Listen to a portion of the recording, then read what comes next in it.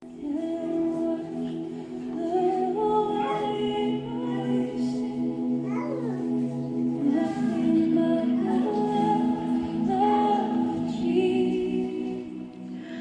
mapagpalang umaga po sa inyong lahat. Purihin po ang Diyos sa umagang ito sa ating mga buhay. Wala tayong ibang itataas kundi ang ating Panginoon. Siya ay karapat dapat nating purihin at pasalamatan. At sa umagang ito, sa panibagong araw na ibinigay sa atin ng Diyos, tayo po ay muling mag-aaral ng salita ng ating Panginoon. Sa aklat po ng Ezekiel chapter 33, basahin po natin, samahan niyo po ako. Sinabi sa akin ni Yahweh, Ezekiel, anak ng tao, ito ang sabihin mo sa iyong mga kababayan.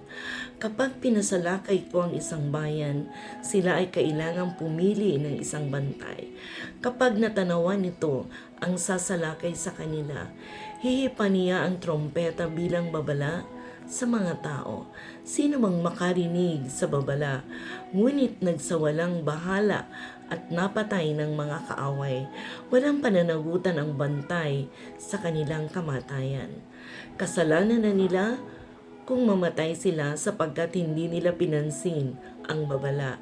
Maliligtas sana sila kung sila ay nakinig, ngunit kung hindi inipan ang bantay ng trompeta, pagkakita niya sa mga sasalakay at may napatay na kanyang kababayan, ito ay pananagutan niya.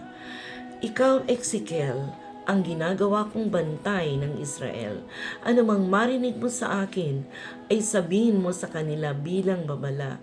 Kapag sinabi ko sa taong masama na siya'y mamamatay at di mo ito ipinaalam sa kanya upang makapagbagong buhay, mamamatay nga siya sa kanyang kasamaan, ngunit pananagutan mo ang kanyang kamatayan. Ngunit kapag binigyan mo ng babala ang masama, gayon may hindi pa rin ito nagbagong buhay. Mamamatay siyang makasalanan, ngunit wala kang dapat panagutan. Hallelujah.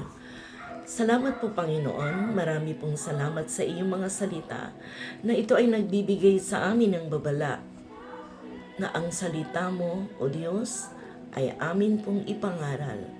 Ang mabuting balita, ito ay isang napakagandang balita sa lahat ng mga tao na makaririnig. At sa pamamagitan nito, magkakaroon ng kalayaan ang lahat ng tao na makarinig ng mabuting balita. Salamat, Panginoon, sa pagtitiwala mo sa iyong lingkod na maging alulod ng mabuting balita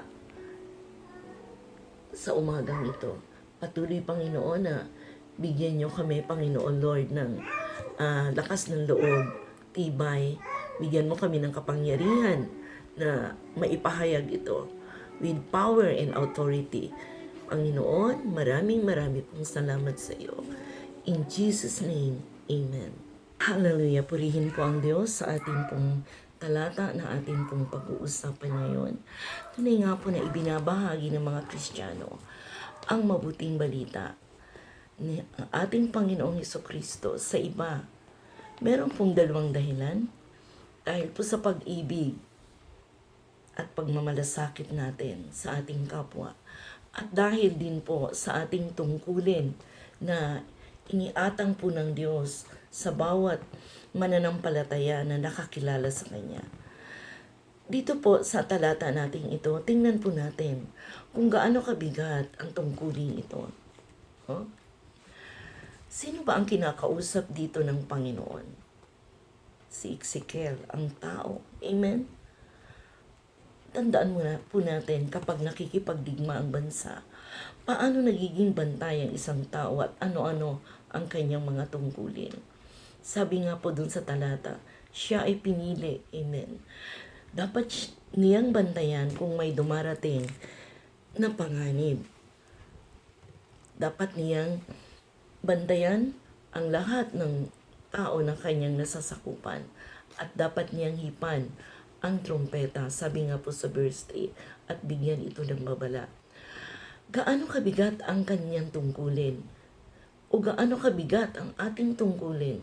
Ano po? Sinabi ng Panginoon kay Ezekiel ang paghahalin tulad na ito upang ipaunawa sa kanya na mahirap maging bantay. Isipin natin, no? Kunwari, tayo yung bantay, tayo yung naatasang bantay. At hindi natin nahipan ang trompeta, kaya't napatay ang ating mga mahal sa buhay. Ano ang ating madarama at ating maiisip? Amen. Si Ezekiel, siya po ay pinili ng Diyos upang maging bantay ng Israel. Alam niya ang panganib na kinakaharap ng mga tao. Dapat niyang bigyan ng babala ang mga tao. At bakit gusto ng Diyos na bigyan ng babala ang mga Israelita?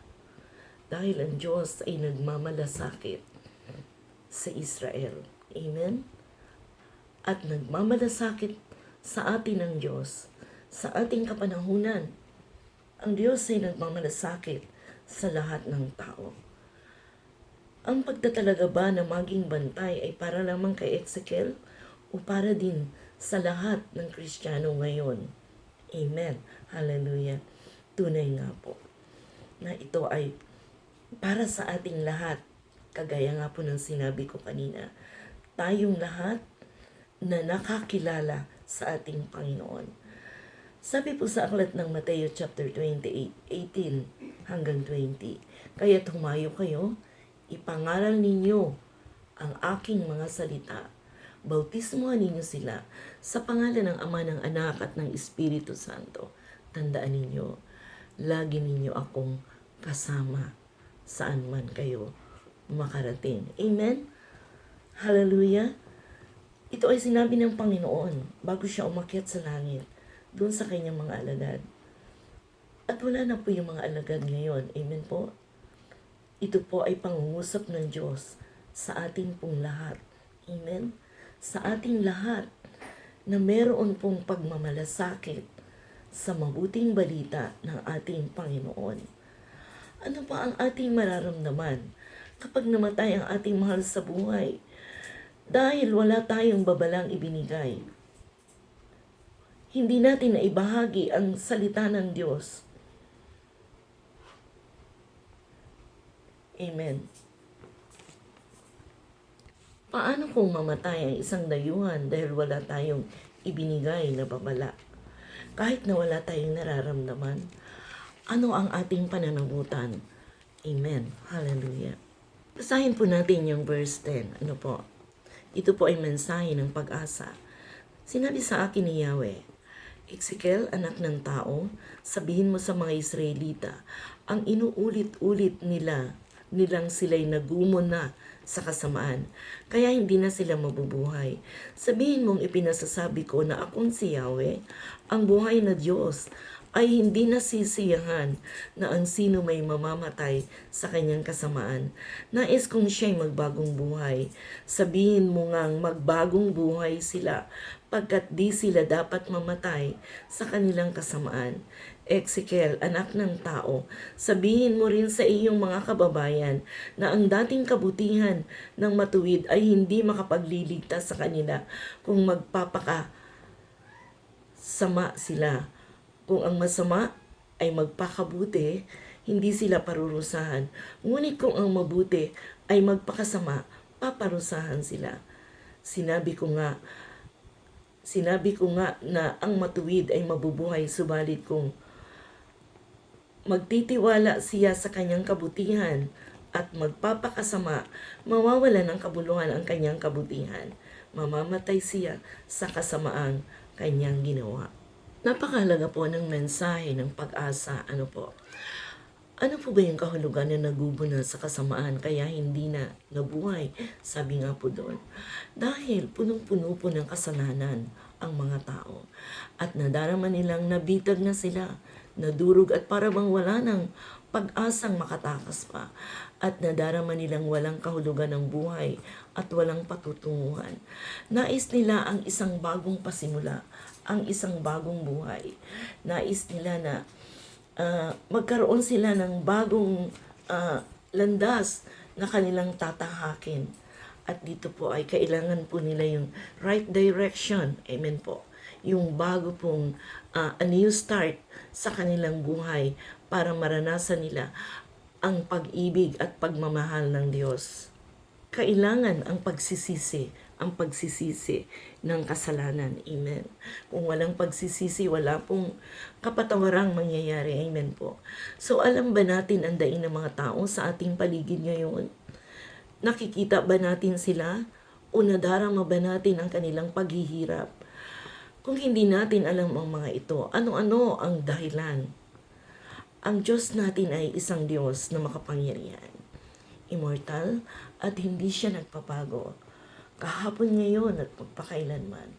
Paano natin ipinapakita o paano ipinakita ng Diyos ang kanyang kahabagan, pag-ibig at pag-asa na mayroon tayo? Amen. Paulit-ulit na sinasabi sa mga Kristiyano na dapat nating hipan ang trompeta ng babala. Na dapat nating ibahagi ang magandang balita ng ating Panginoong Hesukristo sa iba upang sila din ay makarinig at sila ay magkaroon ng pag-asa at kalayaan sa kanilang buhay. Ibahagi natin ang ating mga karanasan. Napakabuti ng Diyos. Naranasan natin ng maligtas. Nagkaroon tayo ng mga karanasan kung bakit pinagaling tayo sa ating karamdaman, kung paano tayo napalaya sa ating mga masamang bisyo, at kung paano tayo nagkaroon ng isang buhay na ganap at kasiyasiya. Amen. At kung hindi natin ito ibabalita, bakit hindi natin ito ibinabahagi ang magandang balita? Amen. Yung ating mga karanasan kung paano natin na-encounter ang Diyos sa ating buhay. Amen. Ang iba hindi nakadarama ng malasakit o ang pangangailangan na ibahagi ang magandang balita. At marami din ang natatakot na tanggihan ng iba. Tandaan po natin, ang utos po ng Diyos, ibahagi natin ito. Ang Diyos po ang bahalang magpatubo ng salita na atin pong ibinahagi sa puso ng bawat isang makakarinig. Ang atas po ay ibahagi natin ang mabuting balita. Amen. Sabi nga po ay napapanahon man o hindi, ibahagi natin ang mabuting balita. Amen. Hallelujah. Marami naman po na sabi ay hindi nila feel na magbahagi ng mabuting balita sapagkat sila ay natatakot na baka nga sila tanggihan ng mga tao. Doon po sa mga hindi nakadarama ng pagmamalasakit o yung pangangailangang ibahagi ang magandang balita, tayo po ay magugulat o mayayanig tayo sa katotohanan kapag pinag-aralan po natin ang talatang ito na atin pong binasa sa araw na ito. At doon naman po sa mga natatakot na sila ay tanggihan, hindi natin dapat isipin na tayo ay tatanggihan ng mga tao, kundi ang pangangailangan ng iba ang dapat nating isipin, na ito ay kanilang marinig kapag ibinahagi natin ang magandang balita dahil sa pag-ibig at pagmamalasakit. At tinanggihan pa rin tayo ng mga tao ang mensahe. Nagawa naman natin ito sapagkat ito ang ating tungkulin. Amen. Ang sabi po ng salita ng Diyos, wala po tayong pananagutan. Amen. At paano nga po ba tayo dapat mamuhay upang maging kapani-paniwala ang ating sinasabi o ang mensahe? Dapat po una sa lahat ito ay ating sinasabi at ating pong ginagawa.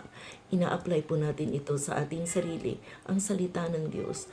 At ang pagpapahayag ng Ebanghelyo ay higit pa sa 6 na linggong gawain. Dapat na makita sa ating mga buhay ang pag-ibig ng Diyos. Amen?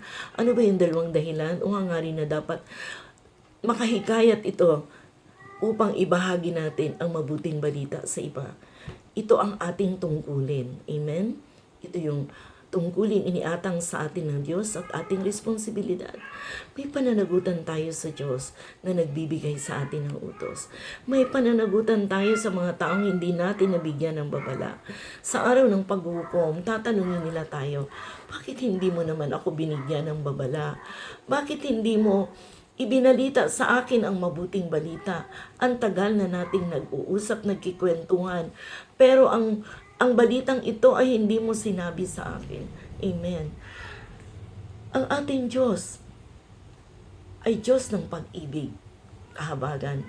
Dahil mga anak niya tayo, dapat ding mapuno tayo ng pag-ibig, kahabagan sa mga taong nakasadlak sa kasalanan. Amen.